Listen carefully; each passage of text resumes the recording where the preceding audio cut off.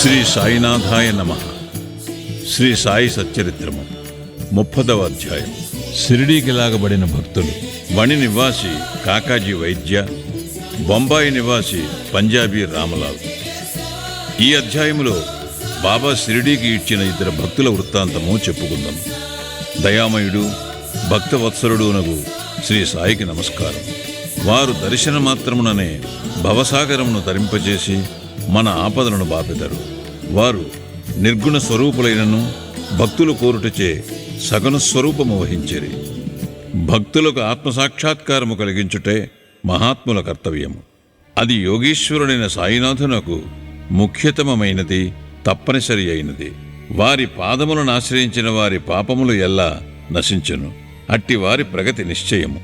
వారి పాదములు స్మరించుచు పుణ్యక్షేత్రముల నుండి బ్రాహ్మణులు వచ్చి వారి సన్నిధిలో వేదశాస్త్రములు పారాయణ చేసి గాయత్రీ మంత్రమును జపించెదరు. దుర్బలము పుణ్యహీనులము అగుటిచే భక్తి అనగా ఏమో మనకు తెలియదు. మనకింత మాత్రము తెలియను. ఇతరులు మనలను విడిచిపెట్టినప్పటికీ బాబా మాత్రము మనలను విడువడు. వారి కృపకు పాత్రులైన వారు కావలసినంత శక్తి, జ్ఞానము, నిత్యానిత్య వివేకములను పొందెదరు. భక్తుల కోరికలను పూర్తిగా గ్రహించి సాయి వాణిని నెరవేర్చును. అందుచేత ఎవరికి కావలసినవి వారు పొంది కృతజ్ఞతతో నుండెదరు. కాని మేము వారికి సాష్టాంగ నమస్కారము చేసి వేడుకొనెదము. మా తప్పులన్నయూ క్షమించి సాయి మా ఆరాటములన్నయూ బాపుగాక. కష్టముల పాలై సాయిని విధముగా ప్రార్థించు వారి మనస్సు శాంతించి బాబా కటాక్షముచే వారు సంతుష్టి నొందెదరు. దయాసమర్థుడుగు సాయి కటాక్షించుటచే హేమాడ్ పంతు ఈ గ్రంథమును రాయగలనని చెప్పుకొనెను. లేకున్నచో తనకు గల యోగ్యత ఎంత? ఎవరింత కఠినమైన పనికి పూనుకొనగలరు?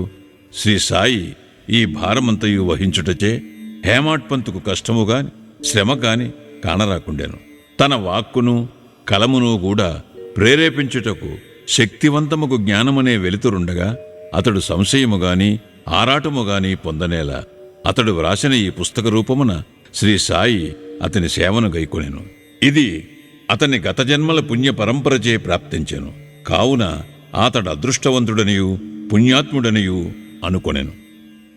ఈ క్రింది కథ సాధారణ కథ కాదు, స్వచ్ఛమైన అమృతము. దీనిని ఎవరు త్రాగెదరో వారు సాయి మహిమను, సర్వాంతర్యామిత్వమును తెలుసుకొందురు. వాదించువారు, విమర్శించువారు ఈ కథలను చదువునక్కరలేదు. దీనికి కావలసినది అంతులేని ప్రేమ, భక్తి, వివాదము కాదు. జ్ఞానులు, భక్తి విశ్వాసములు గలవారు లేదా యోగుల సేవకులము అనుకున్నవారు ఈ కథలను ఇష్టపడి మెచ్చుకునేదరు. తదితరులు కాకమ్మ కథలను కొందరు. అదృష్టవంతులైన సాయి భక్తులు సాయి లీలలను కల్పతరువుగా భావించెదరు. ఈ సాయి లీలామృతమును త్రాగినచో అజ్ఞానులకు జన్మరాహిత్యము కలుగును, గృహస్థులకు సంతృప్తి కలుగును, ముముక్షువులకు ఇది సాధనగా ఉపకరించును. ఇక ఈ అధ్యాయములోని కథను ప్రారంభించదము. కాకాజీ వైద్య. నాసిక్ జిల్లా వణిలో కాకాజీ వైద్య అనువాడుండెను. అతడతడి సప్తశృంగి దేవతకు పూజారి. అతడు అనేక కష్టములు పాలై మనశ్శాంతిని పోగొట్టుకుని చంచల మనస్కుడయ్యను. అట్టి పరిస్థితులలో ఒకనాటి సాయంకాలము దేవాలయమునకు పోయి తనను ఆందోళన నుండి కాపాడుమని హృదయపూర్వకముగా వేడుకొనెను. అతని భక్తికి దేవత సంతసించి ఆనాటి రాత్రి అతనికి స్వప్నమున కనిపించి బాబా వద్దకు పొమ్ము, నీ మనస్సు శాంతి వహించును అనెను. ఈ బాబా ఎవరో దేవినడిగి తెలుసుకొనుటకు కాకాజీ ఉత్సహించెను. కాని ఇంతలోనే అతనికి మెలకువ కలిగెను. ఈ బాబా ఎవరై ఉండవచ్చునని అతడు యోచించెను. కొంతసేపు ఆలోచించిన పిమ్మట ఈ బాబా త్రయంబకేశ్వరుడు కావచ్చునని అతడు పుణ్యస్థలముకు త్రయంబకము వెళ్ళెను. అచ్చట 10 రోజులుండెను. అక్కడున్నంతకాలము వేకువజామును స్నానము చేసి రుద్రమును జపించుచు అభిషేకమును తదితర పూజలను గావించాను. అయినప్పటికీ మునుపటి వలనే అశాంత మనస్కుడై ఉండెను. పిమ్మటి స్వగ్రామమునకు తిరిగి వచ్చి దేవతను తిరిగి వేడుకొనెను. ఆ రాత్రి ఆమె స్వప్నములో కనిపించి ఇట్లనెను: అనవసరముగా త్రయంబకేశ్వరమెందుకు వెళ్ళినావు? బాబా అనగా షిరిడీ సాయిబాబా అని నా అభిప్రాయము. షిరిడీకి పోవటెట్లు, ఎప్పుడు పోవలెను, బాబాను చూచుటెట్లు అని కాకాజీ మనోవ్యాకులత పొందుచుండెను. ఎవరైనా యోగీశ్వరుని చూడవలననుకున్నచో ఆ యోగియే కాక దైవము కూడా అతని కోరికను నెరవేర్చుటకు సహాయపడును. యథార్థముగా యోగియు భగవంతుడు ఒకరే, వారిలో ఏమీ భేదము లేదు. ఎవరైనా తానుగా పోయి యోగిని దర్శించుటన్నది ఉత్త బూటకము. యోగి సంకల్పించనిదే వారిని చూడగలుగు వారెవరు. అతని ఆజ్ఞ లేక చెట్టు ఆకు కూడా కదలదు. యోగి దర్శనమునకై భక్తుడు ఎంత వేదన పడునో, ఎంత భక్తి విశ్వాసములు చూపునో అంత త్వరగాను బలముగాను అతని కోరిక నెరవేరును. దర్శనమునకై ఆహ్వానించువాడే వచ్చువానికి స్వాగత సన్నాహములు వనర్చును. కాకాజీ విషయములో అట్లే జరిగెను. శ్యామా మృక్కు. కాకాజీ షిరిడీకి పోవుటకు ఆలోచించుచుండగా ఒక అతిథి అతనిని షిరిడీకి తీసుకుని పోవుటకు అతని ఇంటికే వచ్చాను. అతడింకెవడో కాదు, బాబాకు ముఖ్య భక్తుడు శ్యామాయే. శ్యామ ఆ సమయమున వణికి ఎట్లు వచ్చానో చూతము. శ్యామ బాల్యములో జబ్బుపడినప్పుడు అతని తల్లి తమ గృహదేవతయగు వణిలోని సప్తశృంగికి జబ్బు నయము కాగానే నీ దర్శనమునకు వచ్చి బిడ్డను నీ పాదములపై పెట్టేదనని మొక్కుకొనెను. కొన్ని సంవత్సరముల పిమ్మట ఆ తల్లి కుచుములపై తామర లేచి ఆమె మిక్కిలి బాధపడాను. తనకు నయమైనచో 2 వెండి కుచుములు సమర్పించేదనని అప్పుడింకొక మృక్కును మ్రొక్కెను. కాని ఈ 2 మృక్కులు కూడా ఆమె చెల్లించలేదు. ఆమె చనిపోవునప్పుడు ఈ సంగతి శ్యామాకు చెప్పి 2 మృక్కులు చెల్లించు భారము అతనిపై వేసి ఆమె మృతి చెందాను. శ్యామ కొన్నాళ్లకు ఆ మృక్కులను పూర్తిగా మరచెను. ఇట్లు 30 సంవత్సరములు గడిచెను. అప్పట్లో షిరిడీకి ఒక పేరు పొందిన జ్యోతిష్కుడు వచ్చి నెల దినములోచట మకాము చేశాను. అతడు శ్రీమాన్ బూటీ మొదలగు వారికి చెప్పిన భవిష్యత్తు తృప్తికరముగా ఉండెను. శ్యామా తమ్ముడు బాపాజీ జ్యోతిష్ పండితుని సంప్రదించగా అతడు తల్లి మృక్కులను చెల్లించకపోవుటచే వారికి కష్టములు సప్తశృంగి దేవత కలుగుజేయుచున్నది అనెను. బాపాజీ ఈ సంగతి శ్యామాకు తెలియపరిచాను. అప్పుడు శ్యామాకు సర్వము జ్ఞప్తికి వచ్చాను. ఇంకనూ ఆలస్యము చేసినచో హానికరమని ఎంచి శ్యామ ఒక కంసారిని పిలిచి 2 వెండి కుచుములను చేయించాను. మసీదుకు పోయి బాబా పాదములపై పడి 2 కుచుములను అచ్చటపెట్టి తన మ్రొక్కులను చెల్లజేయమని, బాబాయే తన సప్తశృంగి దేవత ఎగుటిచే వానిని ఆమోదించమని వేడెను. నీవు స్వయముగా పోయి సప్తశృంగి దేవతకు మృక్కును చెల్లింపుము. బాబా ఊదీని ఆశీర్వాదమును పొంది శ్యామ వణిపట్టణమునకు బయలుదేరను. పూజారి ఇల్లు వెతుకుచూ తుదకు కాకాజీ ఇల్లు చేరను. అప్పుడు కాకాజీ షిరిడీకి పోవాలనని గొప్ప కుతూహలముతో నుండెను.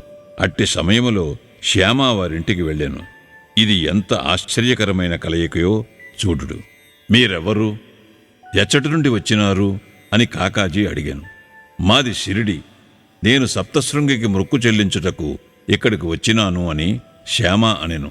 షిరిడీ నుంచి వచ్చినని తెలియగానే శ్యామాను కాకాజీ కౌగలించుకునేను. ప్రేమచే మైమరిచెను. వారు సాయి లీలల గూర్చి ముచ్చటించుకున్నది. శ్యామ మృక్కులన్నీ చెల్లించిన పిమ్మట వారిద్దరూ షిరిడీకి బయలుదేరి షిరిడీ చేరగానే కాకాజీ మసీదుకు పోయి బాబాను చూచి వారి పాదములపై పడెను. అతని కండ్లు కన్నీటితో నిండాను. అతని మనసు శాంతించాను. సప్తశృంగి దేవత స్వప్నములో తెలియపరిచిన రీతిగా బాబాను చూడగానే అతని మనస్సులోని చంచలత్వమంతయు పోయి ప్రశాంతి వహించాను. కాకాజీ తన మనస్సులోనిట్లనుకునేను, ఏమి ఈ అద్భుత శక్తి! బాబా ఏమీయూ పలుకలేదు, ఉత్తర ప్రచిత్రములు కూడా జరగలేదు, ఆశీర్వచనములనైనా పలుకలేదు. కేవలము వారి దర్శనమే సంతోషమునకు కారణమయ్యాను. వారి దర్శన మాత్రముననే నా మనశ్చాంచల్యము పోయినది, అంతరంగమున ఆనందముద్భవించినది. ఇదియే దర్శన భాగ్యం. అతడు తన దృష్టి సాయినాథుని పాదములపై నిగిడించెను. అతని నోట మాట రాకుండెను. బాబా లీలలు విని అతని సంతోషమునకు అంతు లేకుండెను. బాబాను సర్వస్వ శరణాగతి వేడెను.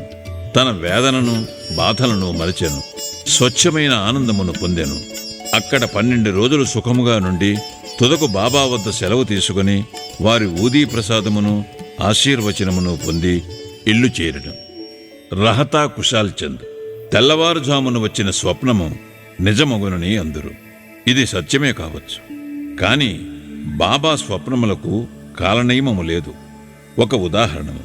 ఒకనాడు సాయంకాలం బాబా కాకాసాహేబ్ దీక్షితుని రహతాకు పోయి చాలా రోజుల నుండి చూడకుండుటచే కుశాల్ చంద్ను తీసుకుని రమ్మనెను. ఒక టాంగాను తీసుకుని కాకా రహతా వెళ్ళెను. కుశాల్ చంద్ను కలుసుకుని బాబా చెప్పిన వార్తను అందజేశాను. దీనిని విని కుశాల్ చంద్ ఆశ్చర్యపడాను. మధ్యాహ్న భోజనాంతరము నిద్రపోవుచుండగా తనకు స్వప్నంలో బాబా కనపడి వెంటనే షిరిడీకి రమ్మనినందున అతడు షిరిడీకి పోవుటకు ఆతురతతోనున్నానని చెప్పాను. తన గుర్రము అచ్చట లేకుండుటచే తన కుమారుని బాబాకు ఈ సంగతి తెలుపుటకై పంపాను.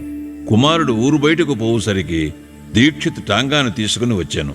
కుశాల్ చంద్ను తీసుకుని రావలసినదని బాబా దీక్షితుకు చెప్పుటచే ఇద్దరూ టాంగాలో కూర్చుండి షిరిడీకి చేరేరి. కుశాల్ చంద్ బాబాను దర్శించాను. అందరూ సంతసించిరి. బాబా ప్రదర్శించిన ఈ లీలను చూచి కుశాల్ చంద్ మనస్సు కరిగాను. పంజాబీ రామ్లాల్. ఒకనాడు బొంబాయిలో నుండి పంజాబీ బ్రాహ్మణుడు రామ్లాల్ అనువాడు ఒక స్వప్నమును గాంచాను. ఆ స్వప్నములో బాబా కనబడి షిరిడీకి రమ్మనెను. బాబా వానికి మహంతు వలె కనిపించాను. కానీ అతనికి వారెచ్చటగలరో తెలియకుండాను. పోయి వారిని చూడవలనని మనమును నిశ్చయించాను. కానీ చిరునామా తెలియకుండాటచే చేయుటకేమీయూ తోచకుండాను. ఎవరినైనా మనము పిలిచినచో వచ్చువారి కొరకు కావలసినవన్నీ మనము సమకూర్చెదము. ఈ విషయంలో కూడా అట్లే జరిగాను.